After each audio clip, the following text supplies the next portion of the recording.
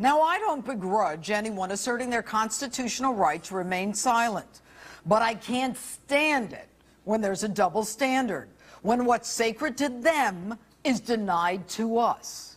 This week, another senior IRS official invoked the Fifth Amendment before a congressional committee seeking answers on the Obama administration's targeting of political enemies. The Fifth Amendment.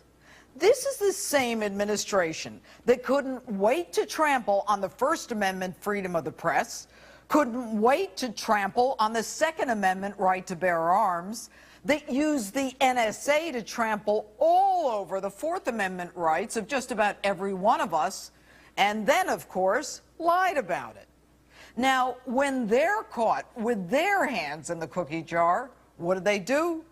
They wrap themselves up in the American flag. Thank God for that Declaration of Independence, those precious constitutional rights, that body of law that allows me to remain silent, avoid the truth, keep getting a check and a bonus to boot. Enter the Obama administration's playbook. First, deny, then lie, then commit perjury. And if you can't beat the clock and they're still coming after you, plead the Fifth. One of the basic functions of the Fifth Amendment is to protect innocent individuals, and that is the protection I'm invoking today. On the advice of counsel, I respectfully decline to answer any questions and invoke my Fifth Amendment privilege to remain silent. There's only one person plead the Fifth better than those two bozos, Dave Chappelle. Is it true you were a crack cocaine dealer for 7 years? I plead the Fifth. Exactly how much money did you earn in your time as a crack cocaine dealer? There are so many amendments in the Constitution of the United States of America. I can only choose one.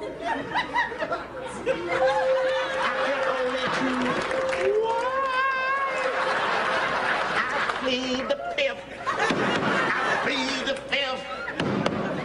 5, 1, 2, 3, 4, 5. Anything you say, Fifth. Go ahead, ask me a question. Did you? If the IRS didn't have so much power and ability to destroy lives, we could just keep laughing. But their abuses continue to plague the American taxpayers. $50 million to dance like fools, play dress up, buy some booze, get loaded, and sleep in those presidential suites. Now, these IRS party animals are in line to get $70 million in bonuses for, quote, substantially exceeding expectations. But you don't have to substantially exceed expectations because virtually everybody gets a bonus. For what? Good play acting? It certainly wasn't for sending $46 million to 23,000 unauthorized alien workers all at one address. 23,000 people living under the same roof. And these people deal with numbers for a living? Forget Star Trek. Their parody should have been Dumb and Dumber. Now, Mr. President, why won't you stop the financial bloodletting? Were you so shocked that the bunch of idiots working for you in the IRS didn't burn the building down that now you think you should reward them with bonuses? And this week, we find out they're using IRS-issued credit cards to buy themselves little gifts, like popcorn machines and diet pills and romance novels. A little wine to go with the romance novels, a little porn to go with the wine and the romance novels, yet in the presidential suite, no less. Credit cards? Why do these people even have credit cards? It's our credit.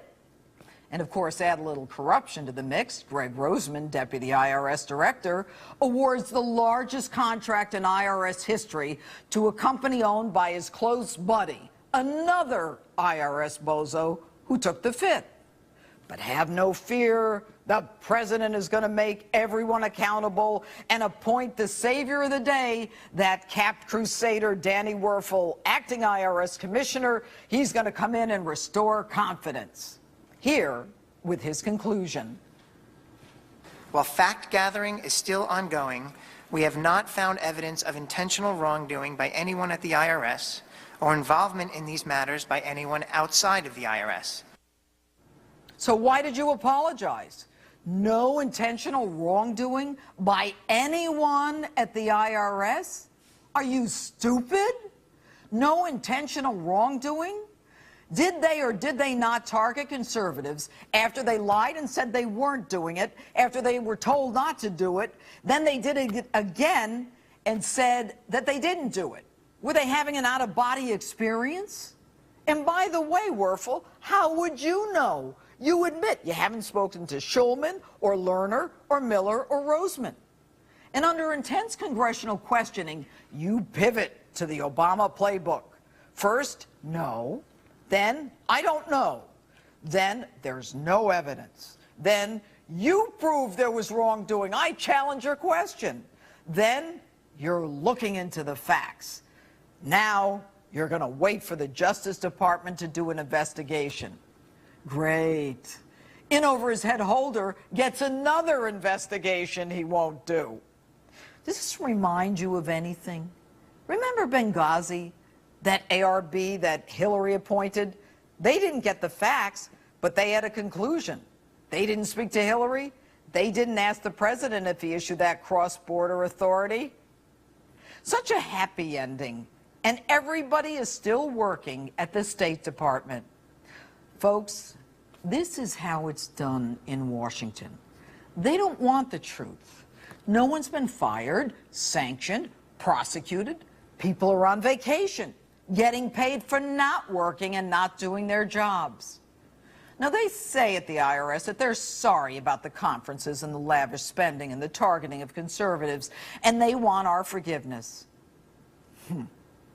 I believe in redemption. Forgiveness is divine. But in this case, I think we should leave the forgiving to God. And what's good for the goose is good for the gander. Imagine you told the IRS you're sorry you didn't keep those receipts. Do you really think they're going to say, oh, no problem, and then go away? If you make a mistake with the IRS, you lose. There are certain fights you just can't win. Like if you bring a knife to a gunfight, or you go into a fight and you have to look all the way up at the other guy. You get my drift? I have an idea. Until you, the IRS, comes clean, people made accountable, and people start losing their jobs, our tax dollars should go into an escrow account. You shouldn't be able to see it or spend another penny of our money on yourselves, let alone get millions in bonuses and target the rest of us. You're a bunch of bullies.